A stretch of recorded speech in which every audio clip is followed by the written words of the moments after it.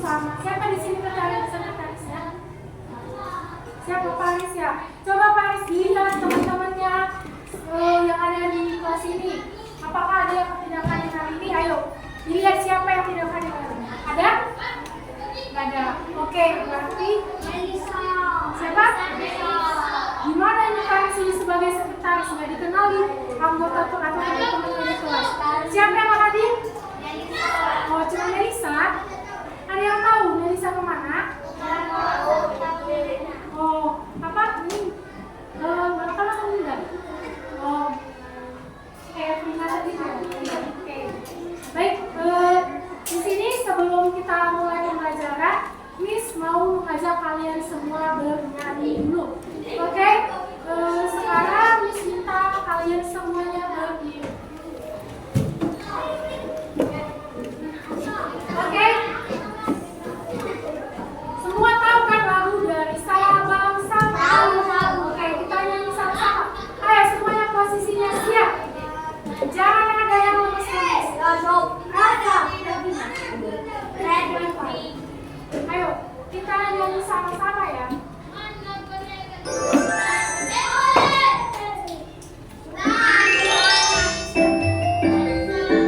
Dari Sabang sampai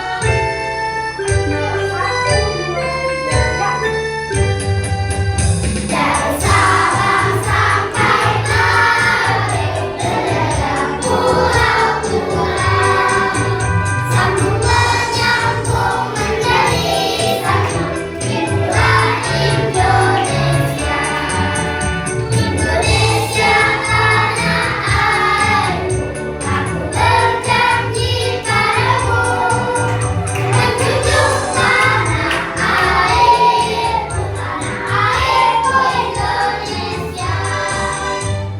Dari Sabang sampai Merauke, beragam pulau-pulau, sambung menyambung menjadi satu. Itulah Indonesia, Indonesia tanah airku. Aku berjanji padamu, menjunjung tanah airku, Indonesia. Oke, sekarang di sini Miss jangan dulu. Oke, di sini sebelum mulai pembelajaran, biar kalian semua semangat untuk mengikuti pembelajaran hari ini, Miss mau mengajak kalian tepuk semangat kece, tahu kan? Oke, kita mulai ya. Tepuk semangat kece. Dan datang, ding ding ding, dung dung dung, dan datang, ding ding ding, dung dung dung.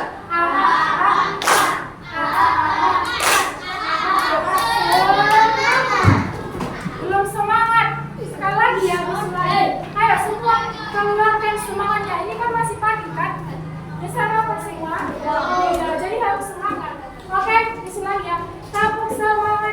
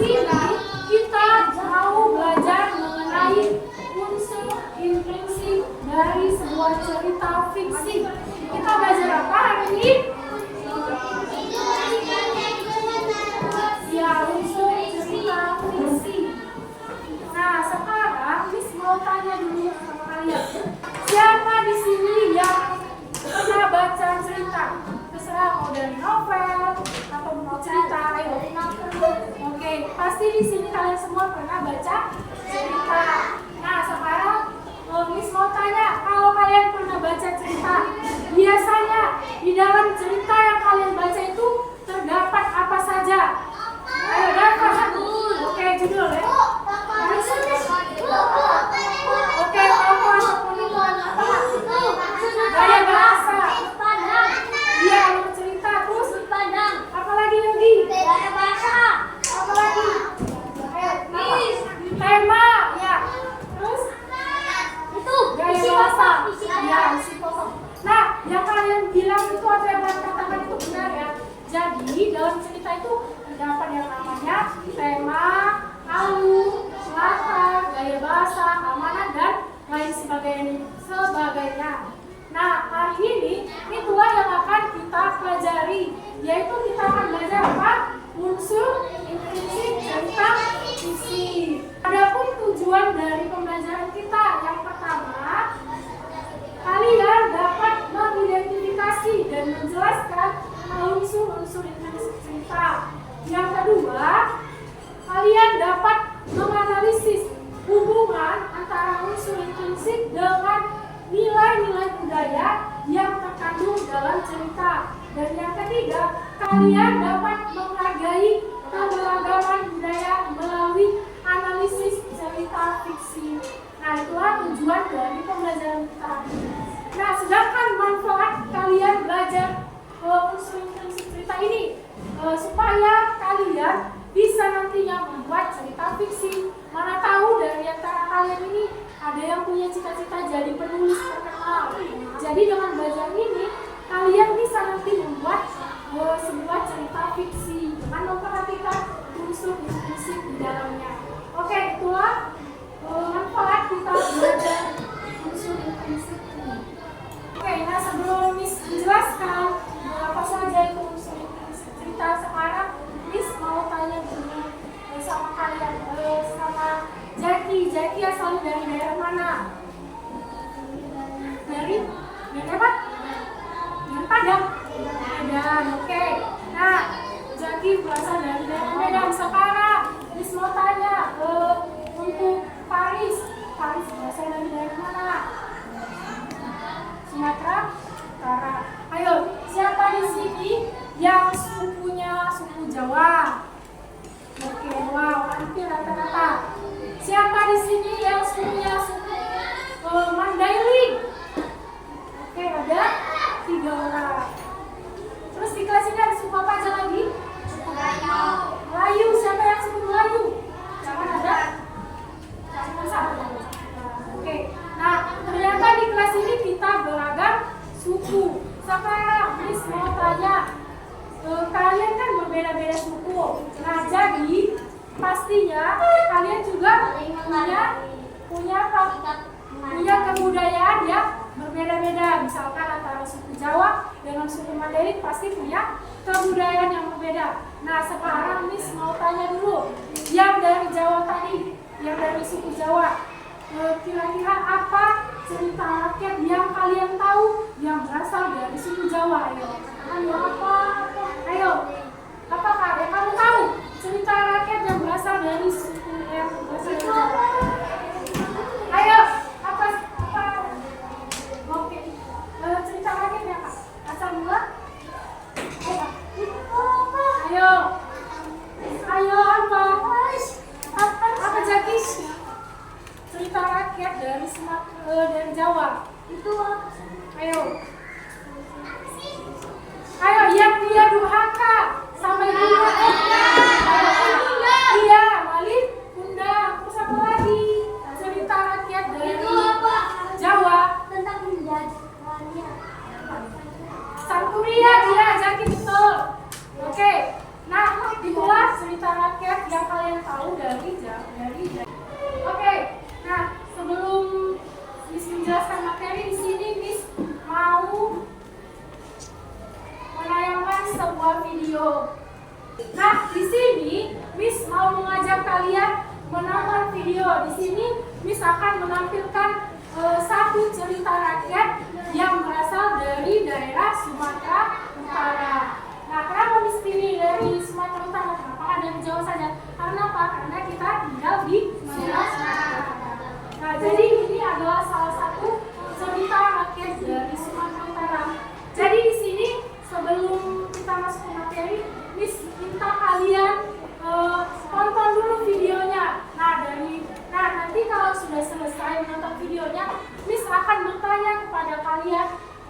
mengenai latar, amanat, tema yang ada dalam cerita yang akan kita tonton nanti. Atau misalkan tanya fungsi apa saja yang ada di dalam cerita yang akan ditayangkan nanti. Oke? Siap untuk nonton? Dan kita tayangkan.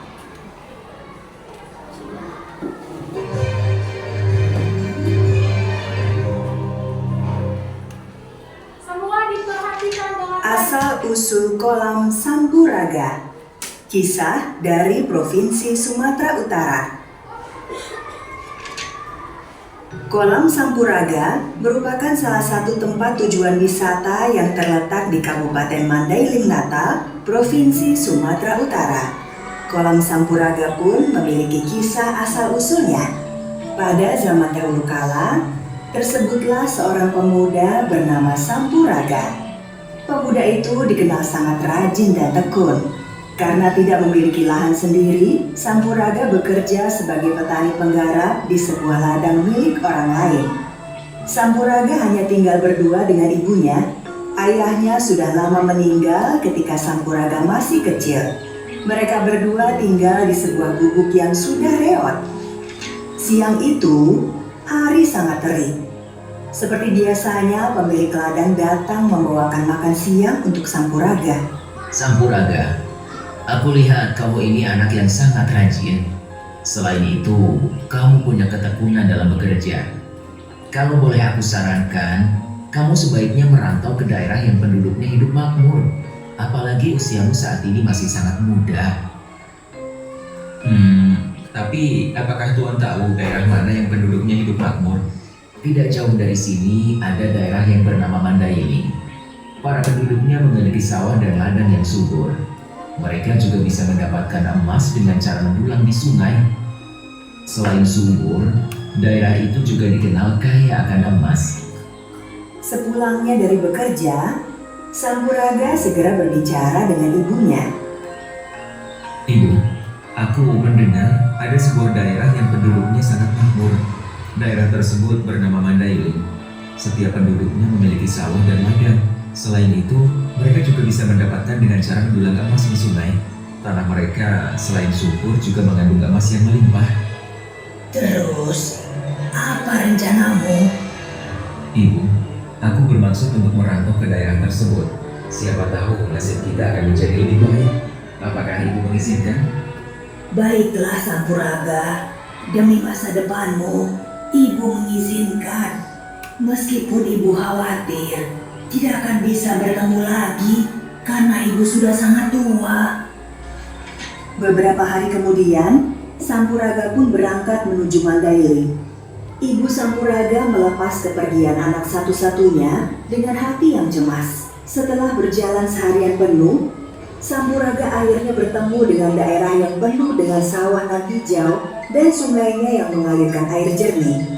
Ketika sedang mengagumi sawah-sawah nan hijau itu, tiba-tiba Sampuraga dikejutkan oleh suara yang memanggilnya. Hei anak muda, siapa engkau? Dan apa yang kamu lakukan di sini? Sampuraga pun menyebutkan nama dan asal desanya. Dia juga menyebutkan alasannya datang ke tempat itu. Baiklah, kau ikut aku sekarang. Akan kutunjukkan negeri Mandailing. Kamu sekarang berada di pinggiran Mandailing, belum sampai ke pusat negerinya. Terima kasih Tuan. Sampailah mereka di negeri Mandailing. Nah, inilah negeri Mandailing. Bagaimana menurutmu? Sungguh negeri besar dan ramai. Baru kali ini saya melihat negeri yang demikian besarnya.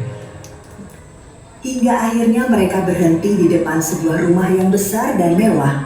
Kau lihatlah rumah ini. Bagaimana menurutmu? Sungguh rumah yang sangat besar, indah dan mewah. Rumah siapa ini Tuan? Ini adalah rumah. Wah, benarkah? Luar biasa. Pasti Tuan adalah seorang saudagar yang kaya raya. Biasa saja. Aku ini hanya pedagang kecil-kecilan dan memiliki beberapa petak sawah. Tempat kita berjumpa adalah sawah. Kebetulan saja aku sedang ingin melihat hasil kerja para pembantuku. Nah, sekarang masuklah ke rumahku. Tentunya kau lapar dan haus. Aku punya makanan. Semoga kamu menyukainya. Iya Tuan. Terima kasih. Orang yang ditemui Sampuraga di pinggir sawah itu ternyata seorang saudagar yang kaya raya. Sampuraga juga sangat heran. Meskipun kaya raya, saudagar itu ternyata sangat baik dan bahkan memberinya makan. Nah, Sampuraga, bukankah kamu datang ke negeri ini untuk mencari pekerjaan? Iya Tuan, saya ingin bekerja untuk membahagiakan ibu saya di kampung. Kamu sungguh anak yang berbakti. Bagaimana kalau kamu bekerja di tempatku ini? Wah, benarkah Tuan? Tentu saja. Jika kamu rajin dan bisa dipercaya, aku tidak akan segan-segan menaikkan gajimu. Mulai hari itu, Sampuraga bekerja di rumah saudagar. Dia mengerjakan apa saja yang diperintahkan oleh saudagar, mulai dari membersihkan rumah hingga mencangkul sawah. Sampuraga bekerja sangat rajin dan tekun. Sampuraga, antarkan beberapa barang ini ke pedagang langganan di pasar. Jangan lupa, kamu minta uangnya sekalian. Baik Tuan. Tuan, ini ada kiriman barang dari Tuan saudagar. Oh iya, terima kasih. Ini sekalian aku titip uangnya. Sampaikan kepada Tuan saudagar ya. Iya Tuan, akan saya sampaikan. Sampuraga, apakah barang itu sudah kamu kirimkan? Sudah Tuan, ini uang yang diberikan oleh pedagang di pasar. Baiklah, terima kasih. Iya, sama-sama Tuan. Anak itu sepertinya bisa percaya. Keesokan harinya, saudagar itu menyuruh Sampuraga mengantarkan dagangan ke pasar. Sampuraga ternyata memang bisa dipercaya, sehingga sejak hari itu, Sampuraga memiliki tugas mengantarkan barang dagangan ke pasar.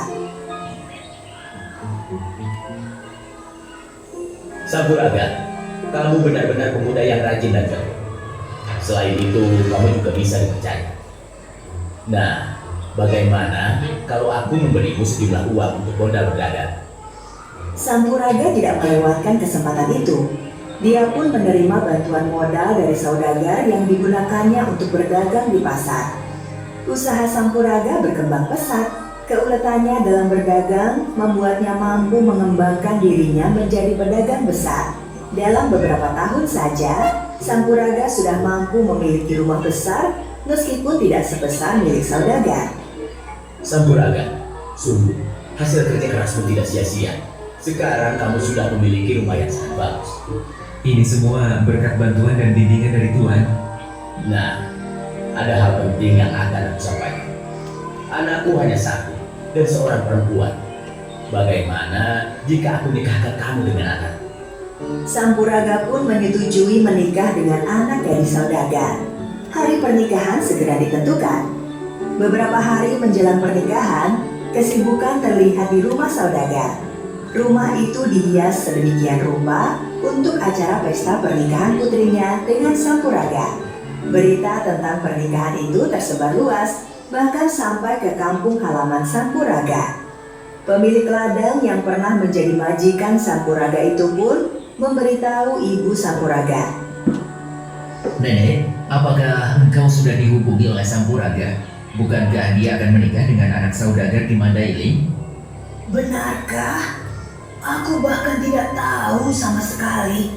Lagi pula, apakah benar yang kamu maksud itu Sampuraga anakku? Tentu saja, Nek. Perempuan yang akan dinikahi Sampuraga itu adalah putri dari saudagar kaya raya dan terkenal, sehingga hampir semua orang mengetahuinya.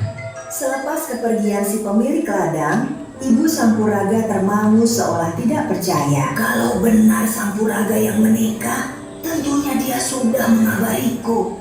Tapi, apakah dia sudah lupa pada ibunya? Sebaiknya, besok aku datang saja ke Mandailing untuk memastikan. Hari pernikahan Sampuraga dengan putri saudagar pun tiba. Pesta pernikahan digelar dengan besar-besaran dan sangat mewah. Hampir semua pejabat dan para saudagar mendapatkan undangan. Sementara itu, ibu Sampuraga yang datang dari kampung telah sampai di Mandailing. Dia terlihat sangat letih setelah berjalan jauh. Dia pun bertanya kepada orang tempat pernikahan Sampuraga. Akhirnya, ibu Sampuraga menemukan rumah tempat pesta pernikahan. Dia melihat dengan seksama untuk memastikan apakah benar itu Sampuraga anaknya. Sampuraga, kenapa tidak memberitahu ibu kalau engkau menikah? Semua yang hadir pun terkejut ketika melihat seorang perempuan tua memanggil Sampuraga. Kamu bukan ibuku. Ibuku sudah lama mati. Pengawal, bawa perempuan tua itu pergi dari sini. Alangkah terkejutnya Ibu Sampuraga mendengar perkataan anaknya. Dia benar-benar tidak menyangka.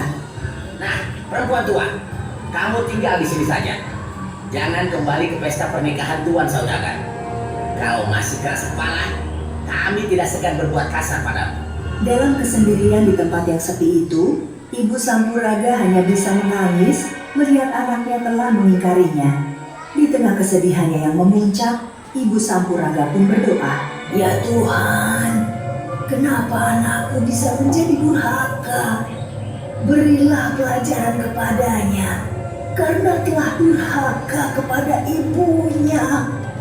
Tidak lama setelah Ibu Sampuraga berdoa, terjadi gempa yang dahsyat di tempat pesta pernikahan. Semua yang hadir di pesta pernikahan itu panik dan berlarian menyelamatkan diri. Sayangnya, tidak ada yang selamat dari gempa tersebut.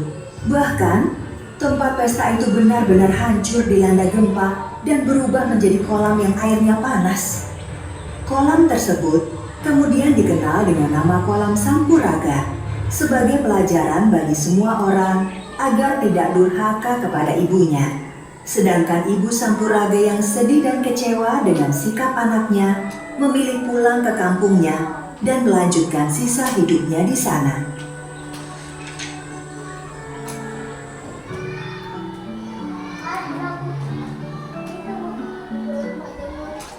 Oke, nah tadi kita sudah selesai nonton videonya. Oke, tadi videonya berjudul apa? Ceritanya berjudul apa? Itu apa? Kolam Sampuraga. Berasal dari mana tadi?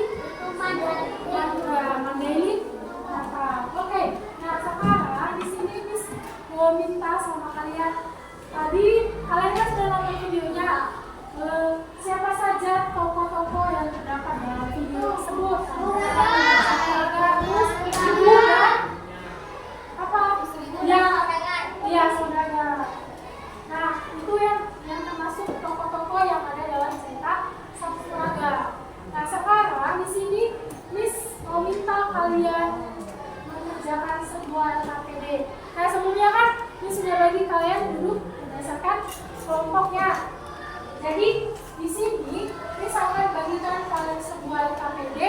Jadi berdasarkan video yang sudah kalian tonton tadi, coba kalian analisis unsur implisit apa yang terdapat dalam cerita yang sudah kalian tonton tadi. Tahu kan unsur implisit itu apa saja tadi? Yang pertama ada tema cerita, terus ada tokoh, ada latar, ada apa lagi? Alur, terus ada gaya bahasa dan cerita sudut pandang. Jadi di sini kalian diskusikan bersama teman kelompok kalian unsur implisit apa saja yang ada dalam video yang barusan kalian tonton. Oke, sekarang sebagai kita mulai KPD.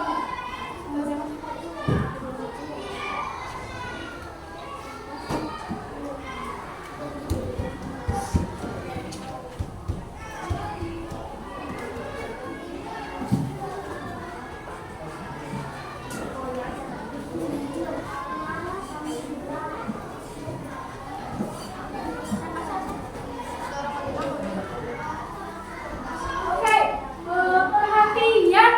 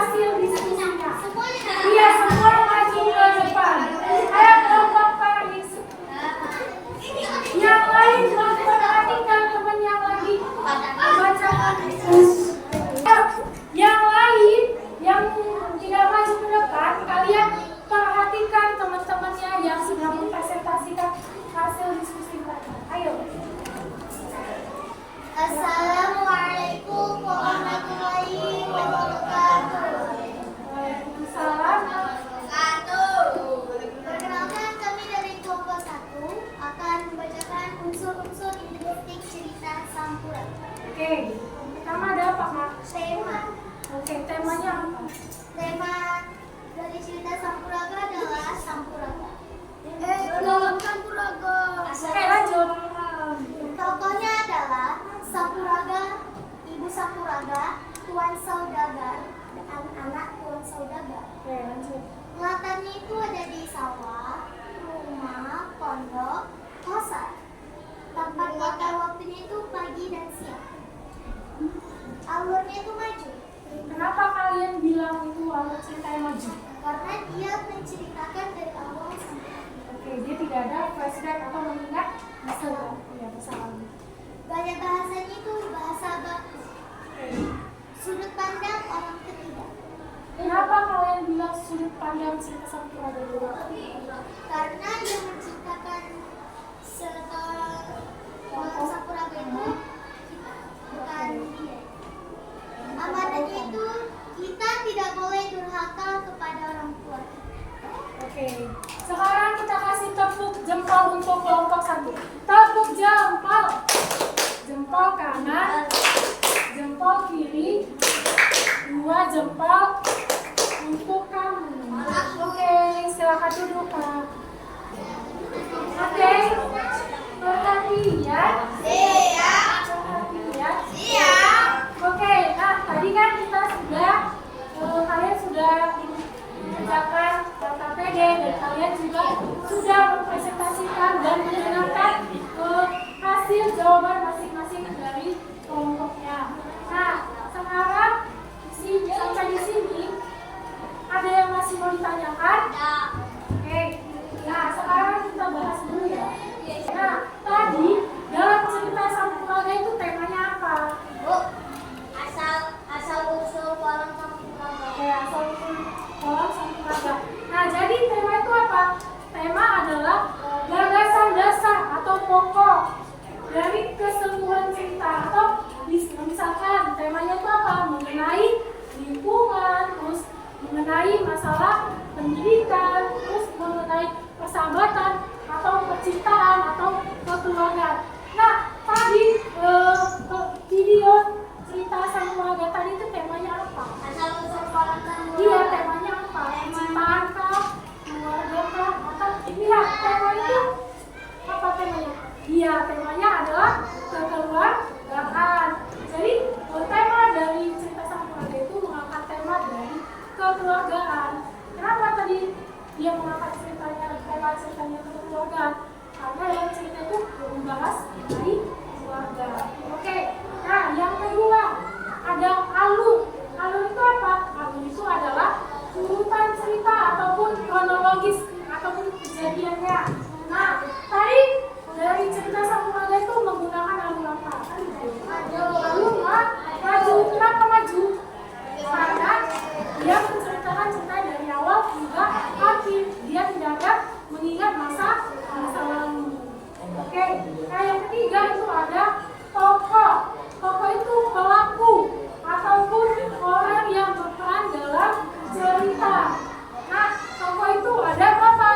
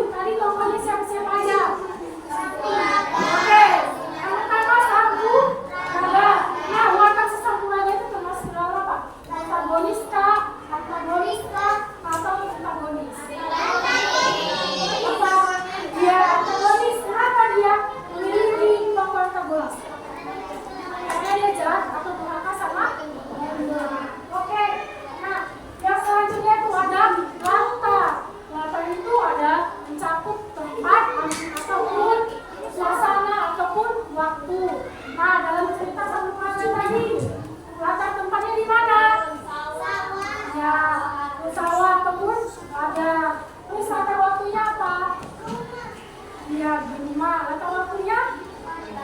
Iya, pagi hari dan siang hari. Nah, yang selanjutnya itu ada sudut pandang. Apa itu sudut pandang? Ayo dibaca kembali. Alif, cepat kau suaramu. Sudut pandang itu apa?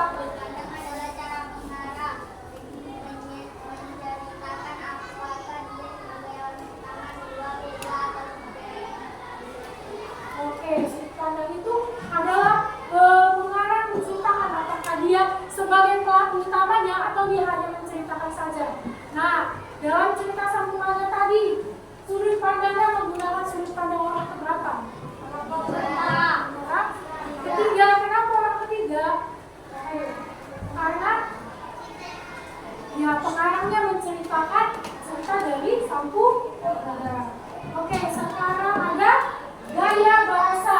Gaya bahasa ini adalah bentuk pengarang mengekspresikan pikirannya atau idenya melalui bahasa tulis. Nah, dalam cerita Sang Puraga tadi, gaya bahasa yang digunakan pengarangnya apa? Dia menggunakan gaya bahasa baku. Ya, gaya bahasa yang baku. Oke, yang terakhir ada apa? Ada amanat. Apa itu amanat? Oke, pesan yang ingin disampaikan oleh pengarang itu kepada pembacanya. Nah, sekarang Miss mau tanya siapa ya?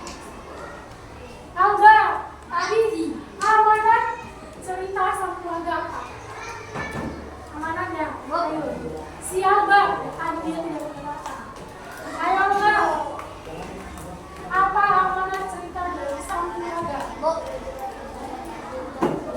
Apa? Ayo, tidak apa? Dikasih tahu. Oke, tidak boleh durhaka. Nah, itulah amanat ataupun pesan yang ingin disampaikan oleh pengarang kepada kita, yaitu kita tidak boleh durhaka kepada siapa? Kepada ibu kita atau kepada orang tua kita. Nah, di sini kan tadi kita sudah belajar mengenai isi dalam cerita. Kita udah mengisi atau menyediakan data pendek. Kalian juga sudah berdiskusi dan presentasikan hasil diskusi. Nah, sekarang sampai di sini mau tanya dulu, ada masih yang kurang paham pelajaran? Oke, kalau tidak ada, di sini Miss mau memberikan soal evaluasi kepada kalian. Yang Miss tanya nanti dia yang menjawab. Oke, nah sekarang untuk siapa? Untuk Yogi. Nah, tadi Lata ada berapa Yogi? Ada berapa? Oke, Lata apa? Oke, Lata kedua dalam mata waktu. Sekarang siapa ya? Sahara ya?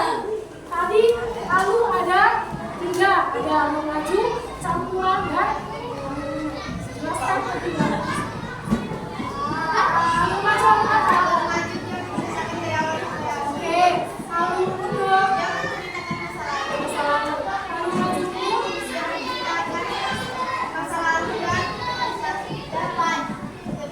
Masa?